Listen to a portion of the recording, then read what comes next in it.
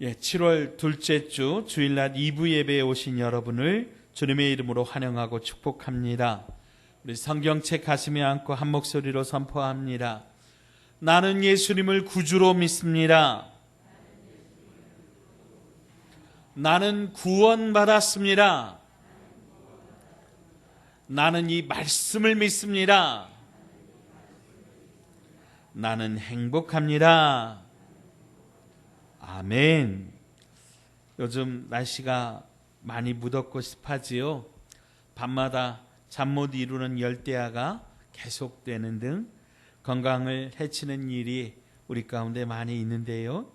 육체의 건강을 지켜야 하고 또한 정신적인 건강, 영적인 건강도 지켜야 될 줄로 믿습니다. 이때 우리가 서로를 배려하고 축복하는 그 말 한마디가 시원한 청량감을 주고 또 관계를 새롭게 한다 그래요. 특별히 우리 이 더위 가운데 우리 서로를 짜증나게 하고 서로를 힘들게 하는 그런 말보다 서로에게 시원함을 주는 그런 우리의 언어가 되기를 원합니다. 우리 주님께서도 그 마음이 시원하시기를 원하십니다. 오늘 어떤 사람이 주님의 마음을 시원하게 할까요? 잠언 25장 13절 보니까 충성된 사자는 그를 보낸 이에게 마치 추수하는 날의 얼음 냉수 같아서 능히 그 주인의 마음을 시원하게 하느니라. 아멘. 주님의 마음을 시원하게 하는 것, 충성입니다. 이런 때일수록 우리 더 순종하면서 충성하면서 믿음으로 사십시다. 오늘 우리가 함께 읽은 말씀은 그 충성된 일꾼 중에 하나인 바울이 쓴 편지글입니다. 특별히 바울이 이 편지를 기록할 때에 그는 감옥에 있었습니다. 그러나 갇힌 중에서도 그는 주님의 교회를 사랑하고 성도들을 위하여 기도하면서 이런 편지를 여러 차례 걸쳐서 보냅니다. 이런 편지를 옥중서신이라고 하는데요. 바울이 개척했고 바울이 돌보았던 많은 교회에서 여러 어려운 문제들을 바울과 상의하면서 이런 문제는 어떻게 하면 좋을까요? 바울에게 질문할 때에 바울이 그들을 위해서 기도하면서 주님의 마음으로 한자 한자 적어 내려간 편지가 바로 이 옥중서신입니다. 오늘 우리가 함께 나눌 말씀의 제목은 예수 믿는 사람은 어떻게 살아야 할까요? 입니다. 따라서 하십시다. 예수 믿는 사람은 어떻게 살아야 할까요? 오늘 이 질문은 사도 바울 시대에 사도 바울이 개척했던 많은 교회의 성도들이 비록 감옥에 갇혀 있는 이 바울이지만은 영적 지도자인 바울을 향해서 사도 바울 선생님이 우리가 어떻게 살아야 될까요? 어려움 많고 고난 많은 이 시대에 우리가 어떻게 살아야 될까요? 이런 질문을 드렸다고 하는 거죠. 그랬더니 오늘 우리가 함께 살펴보는 이 짧은 구절 속에 사도 바울 선생님께서 예수 믿는 사람들이 과연 어떻게 살아야 될 것인가 그 기준되는 아주 명확하고 정말 확실한 그런 대답을 해주셨습니다. 그래서 오늘 이 말씀을 통해서 내게 주시는 말씀으로 듣고 적용함으로 오늘 우리 주의 은혜를 함께 체험하시기를 주님의 이름으로 축원드립니다. 자, 오늘 본문은 세 가지 당부와 명령이 들어 있습니다. 기뻐하라, 관용하라, 기도하라입니다. 첫째로 기뻐하라고 하는 것은 우리 성도 자신을 향하여 주시는 말씀입니다. 예수 믿는 사람은 항상 기뻐하며 살아야 한다라고 하는 것이고요. 둘째로 다른 사람과의 관계에서는 관용하라라고 하는 말씀입니다. 관용은 너그러운 얼굴을 의미하는 그런 한자어입니다. 너그러운 얼굴을 보이라고 하는 거죠. 셋째로 하나님과의 관계에서는 기도하라고 하는 것입니다. 기뻐하라, 관용하라, 기도하라. 이것은 바울의 권면이자 명령입니다. 자신에 대해서는 항상 기뻐하는 마음을 가지고 또 다른 사람에 대해서는 너그럽게 관용하는 그런 모습을 지니며 하나님 앞에서는 언제나 기도하는 마음, 이것이 참된 그리스도인의 자세라고 하는 것이죠. 이런 모습을 지닌 것이 참된 그리스도인이라고 하는 겁니다. 반대로 항상 슬퍼하고 항상 걱정하고 항상 남을 원망하며 불평하며 인색하며 자기만 알고 너그러움이 전혀 없는 그런 비판적인 성격, 그리고 하나님 앞에서 전혀 기도할 줄 아는 그런 모습이 없고 항상 자기 마음대로 하는 사람, 이런 사람은 비그리스도인이다. 즉 그리스도인이 아니라고 하는 것이죠. 항상 기뻐하라, 쉬지 말고 기도하라, 범사에 감사하라. 이것은 기독교의 3대 덕목입니다. 다시 말하자면 무엇을 기뻐하느냐, 무엇을 감사하느냐, 무엇에 대해서 기도하느냐, 이것은 그 사람의 신앙의 깊이를 알아볼 수 있는 신앙의 바로미터라고 하는 것이죠. 이제 이 세 가지를 우리가 차례로 살펴보면서 내게 들려주시는 하나님의 말씀을 함께 듣기를 원합니다. 첫째로 주 안에서 항상 기뻐하라 하셨습니다. 자, 따라서 하십시다. 주 안에서 항상 기뻐하라. 자, 우리 4절 말씀 한음성으로 읽지요. 주 안에서 항상 기뻐하라. 내가 다시 말하노니 기뻐하라. 아멘. 주 안에서 항상 기뻐하라. 그렇게 말씀하신 후에 내가 다시 말하노니 기뻐하라. 이건 굉장히 강조하는 거예요. 특별히 잊어버리면 안 된다. 이건 꼭 기억해야 된다. 그런 얘기입니다. 기뻐하라. 이 말씀은 빌립보서의 주제입니다. 우리가 이런 말씀을 들을 때 아니 기뻐할 일이 있어야 기뻐하지, 아무리 생각해도 기뻐할 일이 없는데요? 아니 울 일이 있어서 우는데 울지 말라고 한다고 그래서 안 울어집니까? 이렇게 생각하는 분들도 있을 겁니다. 그런데 성경은 분명히 우리 그리스도인들을 향해서 기뻐하라고 말씀하고 있어요. 근데 조건이 있죠. 주 안에서 기뻐하라입니다. 이 말은 주님 때문에 기뻐하라, 그런 의미입니다. 이것은 세상의 기쁨과 다릅니다. 어떤 물질적인 것이나 어떤 성취감에서 얻어지는 그런 기쁨이 아니라 주님과의 관계에서 얻어지는 기쁨입니다. 그러면 주 안에서 얻어지는 기쁨, 그 기쁨은 과연 무엇입니까? 첫째로 죄 사함을 받은 기쁨입니다. 그 누구도 사람의 죄를, 내 죄를 사해 줄 수는 없습니다. 그러나 오직 예수님만이 나의 죄를 사해 주신다라고 하는 거예요. 사랑하는 여러분, 이 죄 사함을 받는다고 하는 거 얼마나 중요합니까? 만일 오늘 저녁에 내게 남겨진 이 마지막 시간이 내게 주어진다고 하면 여러분, 그때 다른 것보다 제일 중요한 것은 바로 이 죄 사함의 문제입니다. 이 죄 문제는 내가 감추려고 해서 감춰주는 게 아니라 이것은 반드시 드러나고 특별히 하나님의 심판대 앞에서 심판을 받고야만 하는데, 이 죄 사함의 문제를 누가 해결해 줄 수 있느냐? 우리 주 예수님께서 해결해 주시는 것입니다. 예수님께서 저와 여러분의 죄 때문에 저 갈보리 언덕에서 십자가에서 못 박혀 죽으심으로 오늘 저와 여러분의 죄의 문제를 깨끗하게 해결해 주셨음을 여러분 믿으시기 바랍니다.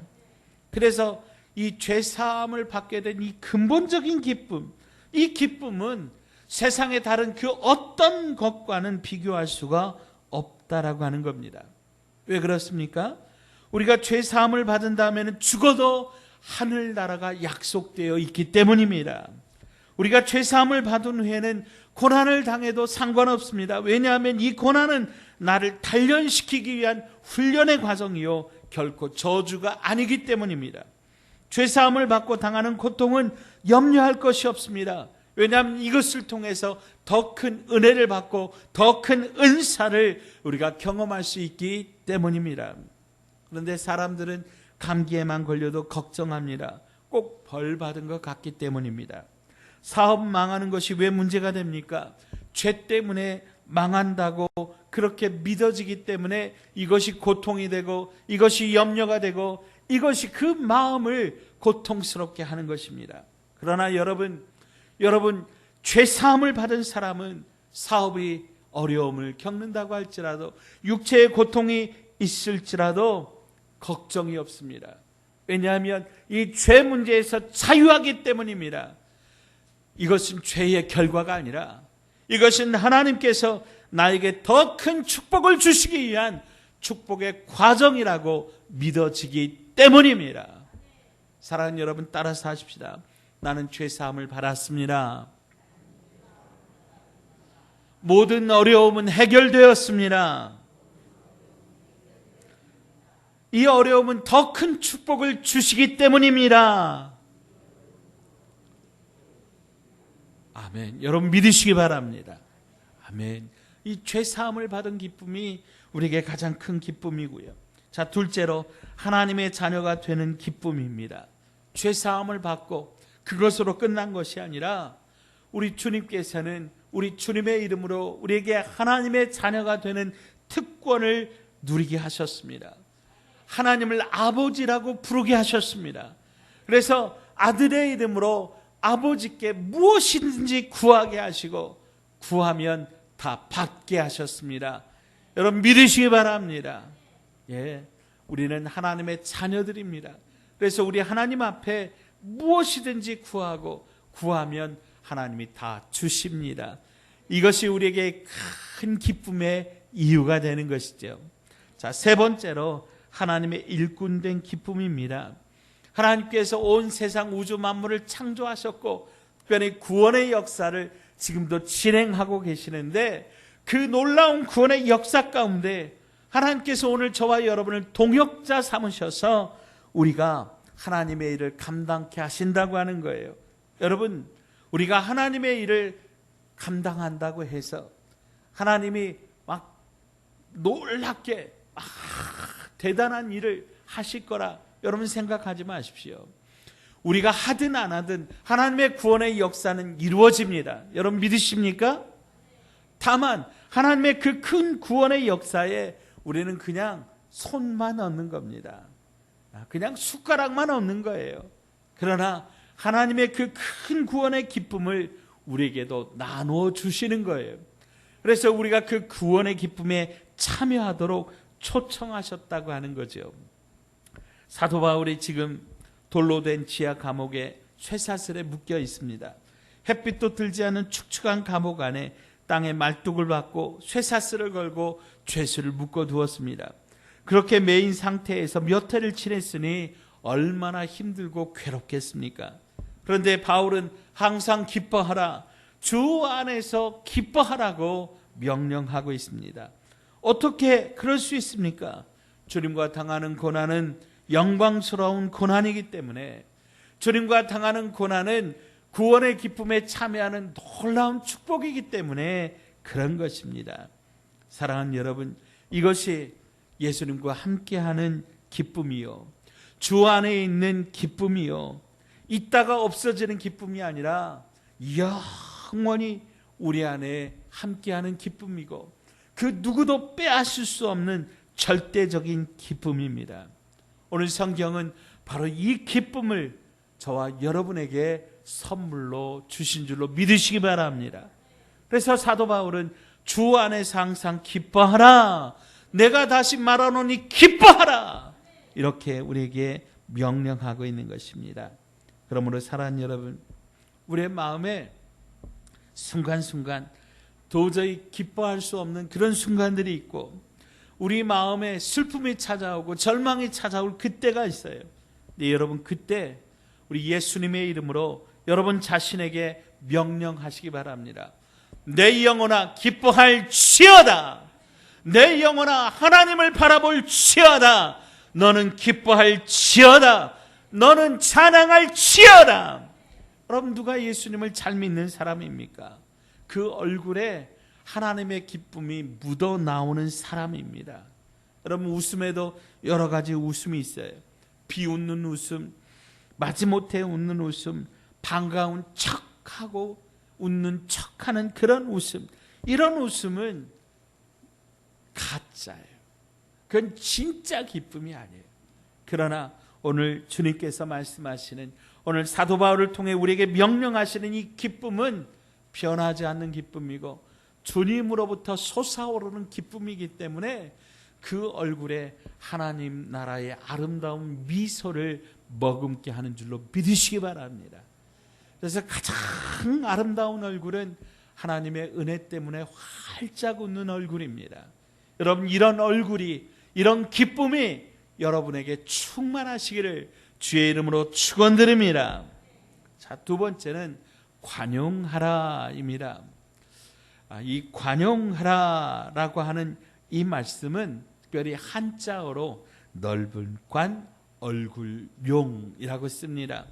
그래서 5절 말씀 보니까 너희 관용을 모든 사람에게 알게 하라, 주께서 가까우시느니라 말씀하는데요. 이 관용이라고 하는 것은 넓은 마음을 가지라, 우리는 이렇게 한자어로 풀이를 할 수가 있을 것 같습니다.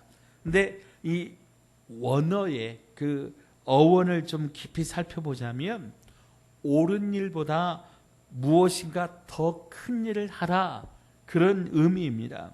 세상에는 일단 옳은 일이 있습니다. 그런데 세상은 옳은 일만 가지고 되는 것이 아니라고 하는 거죠. 옳은 일보다 더 큰 일이 있다고 하는 거예요.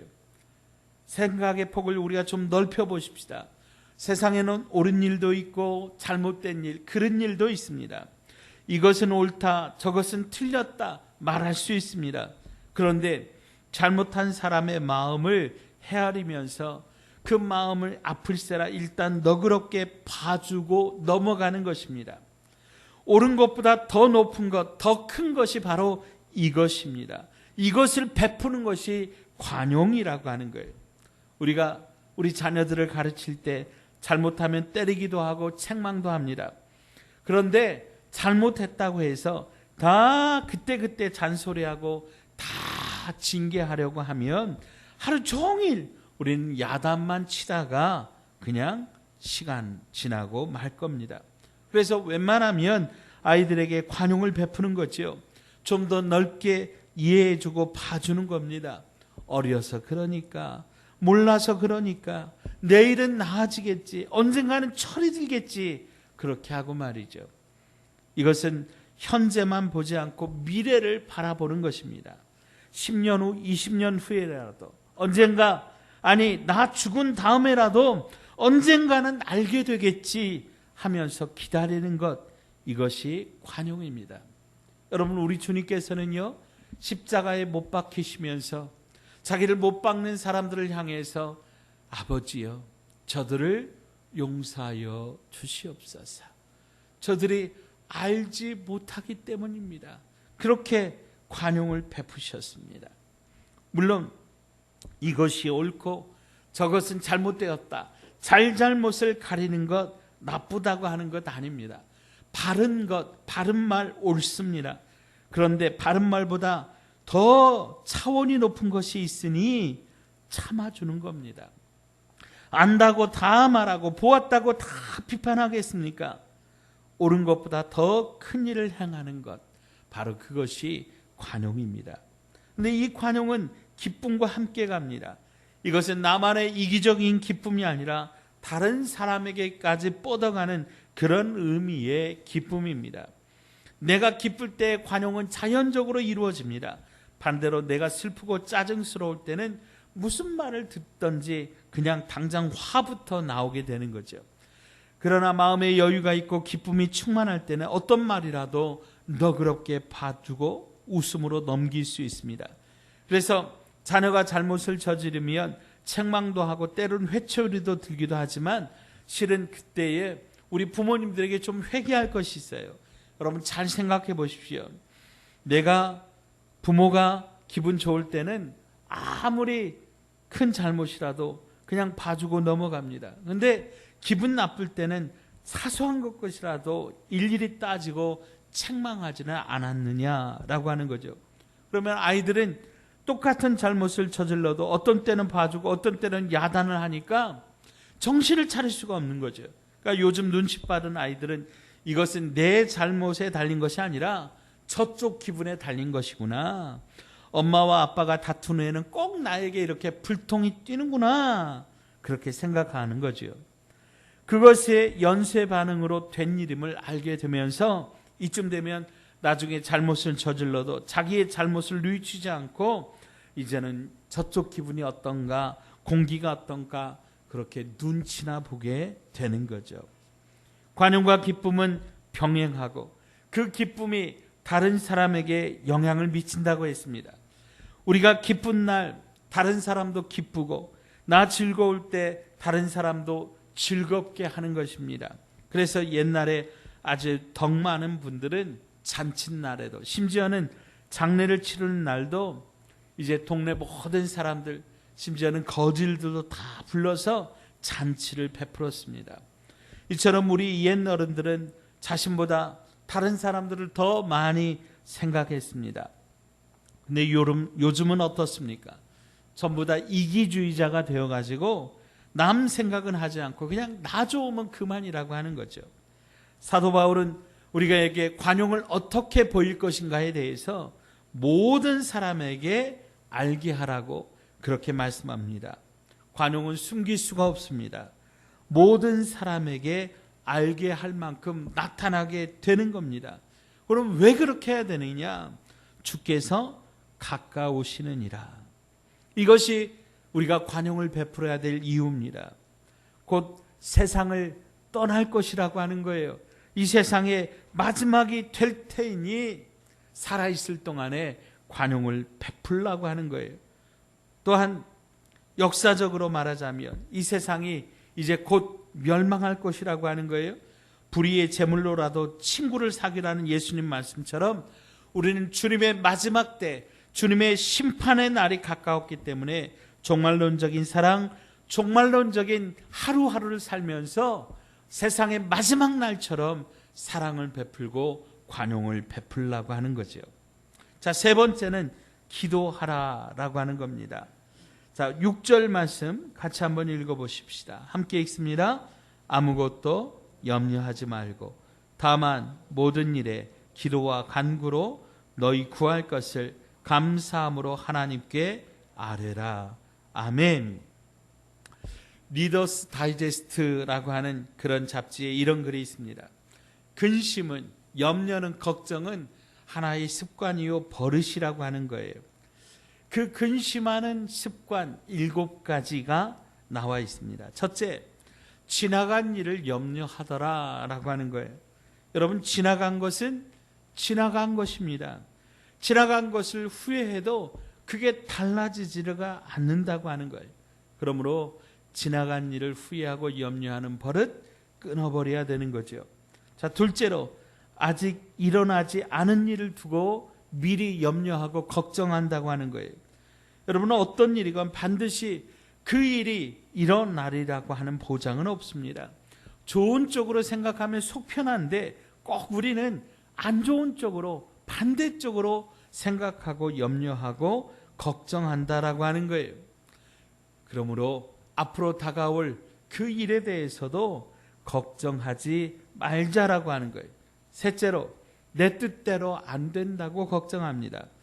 여러분, 세상 일에 언제는 내 뜻대로 되었느냐라고 하는 거예요. 내 뜻이 아니라 하나님의 뜻대로 되어야 되는 줄 믿습니다.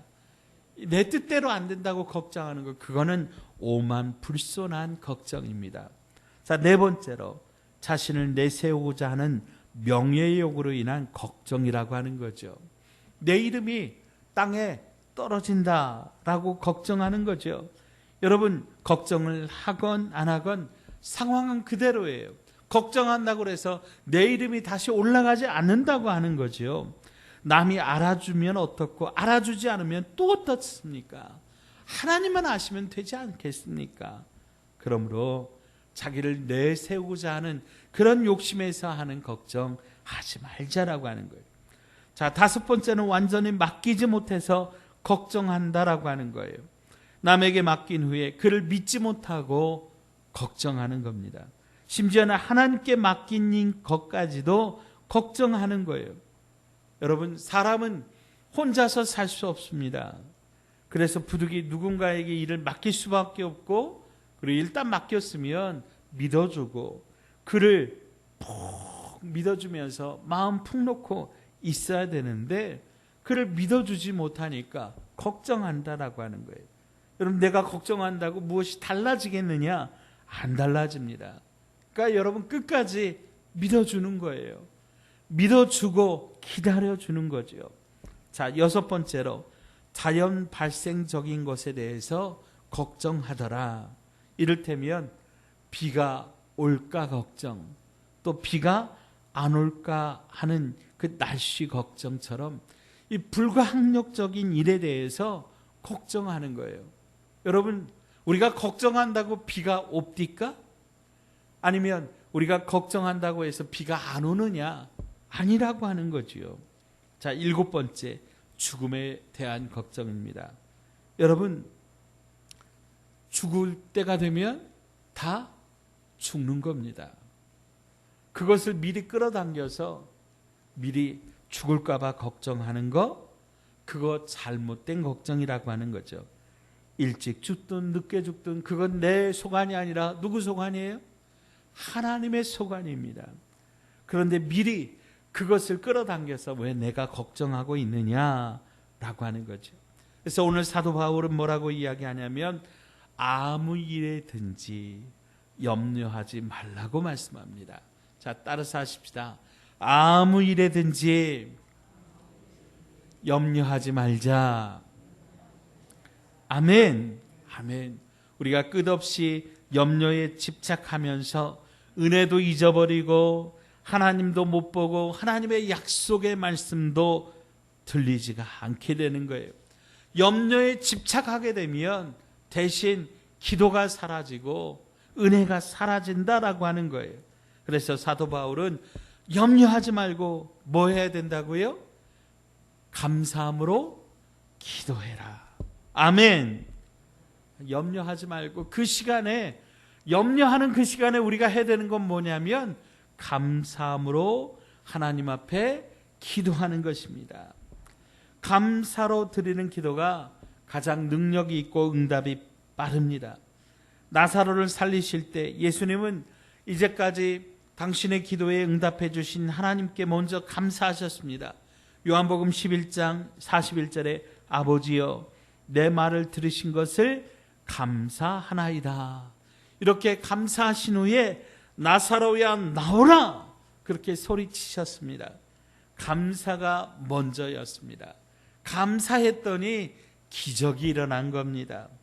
광야에서 5,000명을 먹이실 때도요, 떡 5덩이와 물고기 2마리를 들고 먼저 하나님 앞에 감사하셨습니다.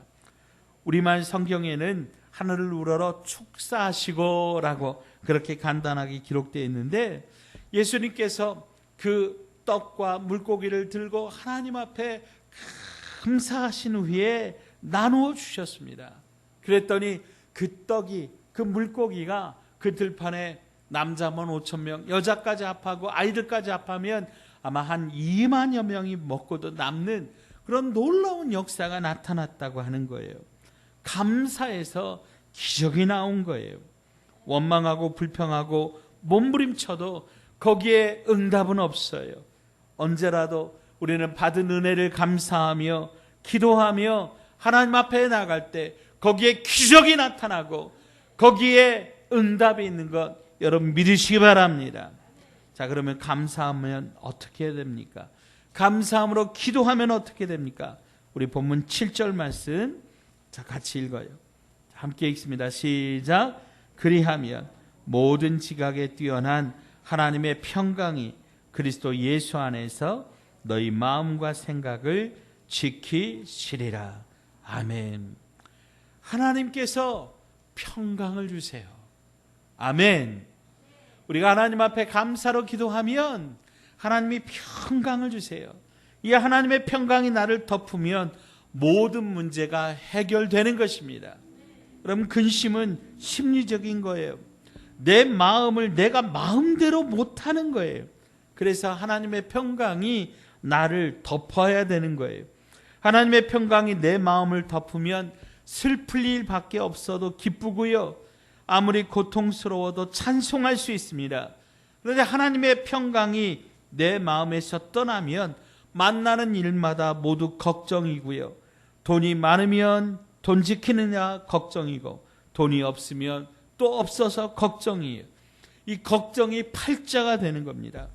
그러므로 하나님의 평강이 우리의 마음을 덮어야 진정한 평안이 있는 것입니다.